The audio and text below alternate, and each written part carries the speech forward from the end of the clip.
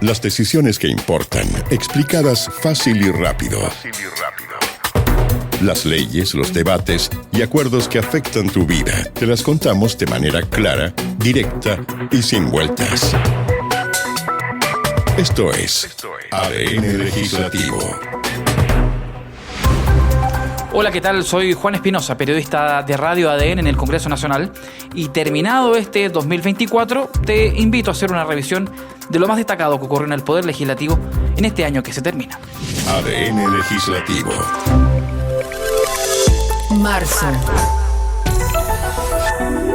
El año legislativo comenzó en marzo, tras el receso del verano, y los primeros debates del curso no fueron necesariamente sobre leyes, sino sobre la administración política de las corporaciones. En el Senado, los grupos políticos acordaron un sistema rotativo de presidencias. El pacto fijó que le tocaba el primer año al PS, al segundo a la UDI, al tercero, este 2024, al PPD, y el cuarto, el 2025, a Evópoli, dejando fuera de esta ecuación a Renovación Nacional. Resulta que en medio de todo el debate, el día en que debía elegirse la presidencia del Senado, el PPD tardó en definir y presentar su carta, pero eso no fue lo principal. El acuerdo escrito garantizaba una vicepresidencia para la democracia cristiana, pero en el documento, al lado de la sigla DC, llevaba el nombre de Jimena Rincón. La legisladora renunció a la Falange y fundó otro partido, Demócratas, y desde Chile Vamos aprovecharon todo el desconcierto de la jornada para pactar con Rincón y con Matías Walker a cambio de llevar a un RN a la presidencia. Así, José García Ruminot finalmente, contra todo pronóstico, asumió como presidente del Senado y Matías Walker hizo lo propio como vicepresidente.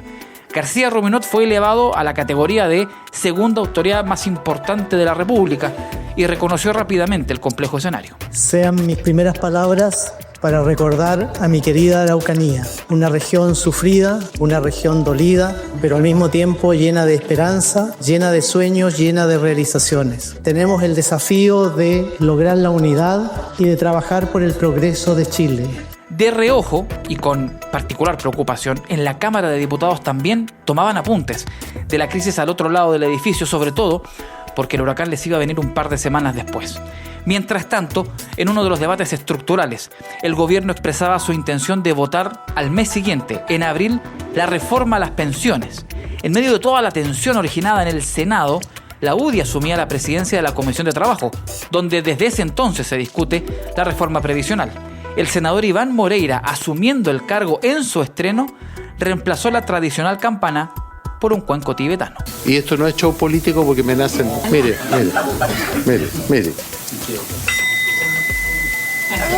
No al toque de gong. Es un sonido para relajarse. Abril. La primera mitad de abril transcurrió con toda la tensión por el acuerdo que debía aplicarse, tal como en el Senado en la Cámara de Diputados. El texto, firmado por el oficialismo, garantizaba que el Partido de la Gente, que comenzó esta legislatura como un partido bisagra, tenía derecho a presidir la corporación. Sin embargo, actualizaciones de ese acuerdo, sin la firma del PDG, postergaban a la colectividad priorizando al Partido Comunista, que ya había intentado en años anteriores llevar a Carol Cariola a ser la primera presidenta comunista de la corporación. Los brazos no se dieron a torcer hasta que en una negociación particularmente extraña, Carol Cariola asumió la presidencia de la Cámara de Diputadas y Diputados. Quiero agradecer y saludar primero a todos mis colegas que han honrado la palabra empeñada y hoy han dado su voto a favor para que una militante del Partido Comunista de Chile, por primera vez en la historia de nuestro país, pueda presidir esta Cámara de Diputados y Diputadas. La mesa directiva quedó conformada por el demócrata cristiano Eric Aedo y el PDG Gaspar Rivas, el autodenominado sheriff, que trae a cuestas un historial político particularmente polémico. A esa altura, al PDG, que partió con varios diputados, ya le quedaban cada vez menos, y tras la asunción de Rivas a la mesa de la corporación, la colectividad definitivamente lo expulsó de sus filas, originándose por primera vez un debate sobre la necesidad de reformar el sistema político chileno. Pero eso no era todo. Diputados de oposición, la misma noche del triunfo de Cariola, anunciaban el estudio de una moción de censura, la que finalmente se iba a concretar al día siguiente, conocida una información de un supuesto acuerdo entre Gaspar Rivas y el ministro secretario general de la Presidencia, Álvaro Elizalde.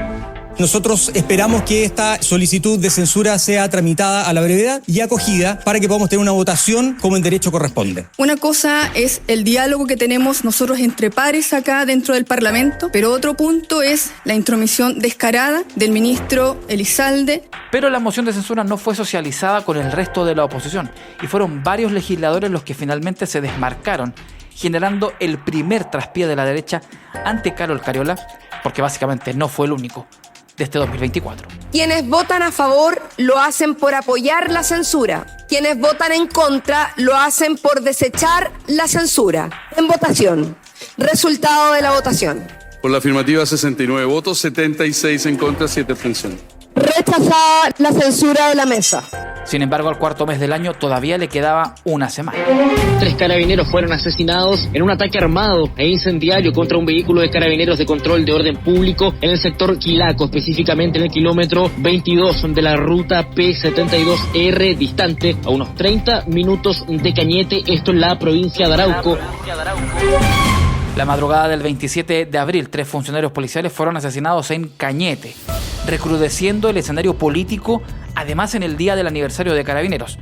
El presidente de la República de madrugada convocó transversalmente al Congreso no solo a participar de ceremonias, sino a agilizar debates en materia de seguridad. Esto se tradujo en una agenda rápida de proyectos en la materia que repriorizaba iniciativas pendientes del año anterior, más otros proyectos, como la ley antiterrorista, la modernización del sistema de inteligencia y las reglas del uso de la fuerza, entre otros. Pero en materia de propuestas, habían muchas ideas, y cada cual más compleja que la anterior. Más que condolencias, veamos respuesta militar. Menos condolencias y más tanques. Hay que escalar el estado de excepción en la macrozona sur y transformarlo en un estado de sitio para dar mayor seguridad y certeza en la zona. No es con el estado de sitio con que tiene que implementarse la respuesta. Y para que nunca más en Chile vuelva a ocurrir una situación como esta, tenemos que enfrentarlo de conjunto. La primera crisis de seguridad del año legislativo además movió el calendario, con sesiones de urgencia, de comisiones, en la Cámara y en el Senado para poder tratar de despachar en tiempo récord iniciativas prioritarias para la ciudadanía. Sin embargo, esa semana especial no se despachó ninguno de los proyectos priorizados. Otra de las polémicas del mes ocurrió en la Comisión de Relaciones Exteriores de la Cámara y además involucró a una autoridad internacional. Resulta que la embajadora de Estados Unidos, Bernadette Meehan, cortó relaciones con el Poder Legislativo en medio de las tensiones del programa Visa Waiver. Esto porque una nota del diario El Mostrador, un participante de la Comisión de Relaciones Exteriores de la Cámara, filtró de forma inexacta detalles de una sesión secreta. Al día de hoy, todavía no se sabe quién incumplió con uno de los asuntos que forma parte del juramento de los legisladores cuando llegan y asumen sus funciones: guardar sigilo acerca de lo que se trata en sesiones secretas. En materia de pensiones, el proyecto no se votó, pero se anticipó que se podía votar en mayo.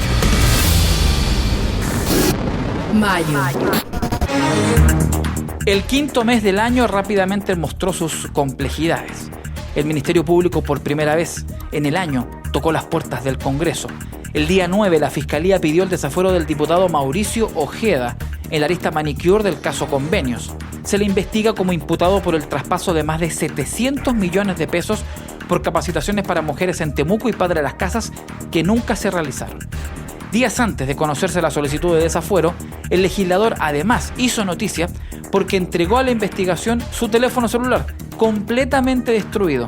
El argumento fue que su hijo de 3 años había sido el responsable. Ojeda sería desaforado finalmente terminado el mes de septiembre.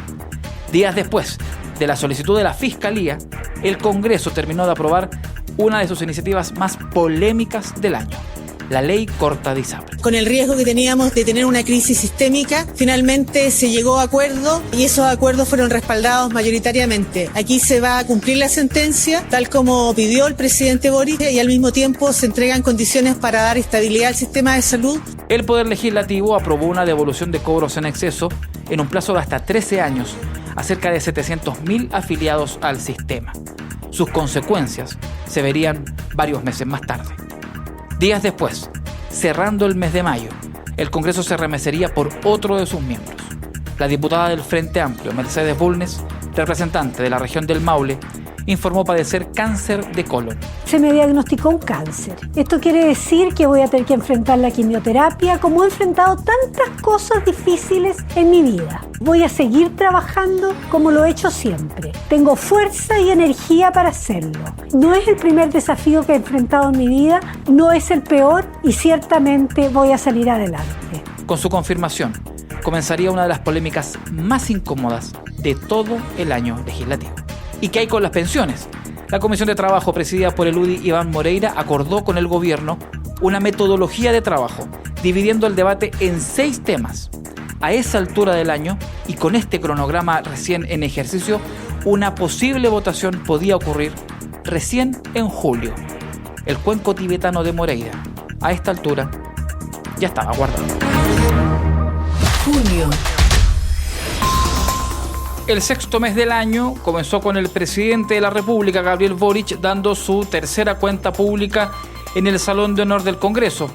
Un discurso marcado por los anuncios de un sistema nacional de cuidados, en materia económica un pacto fiscal y la reforma al impuesto de la renta, y el debate instalado en las semanas previas, un nuevo sistema público de financiamiento educacional con reemplazo al crédito con aval del Estado y el Fondo Solidario.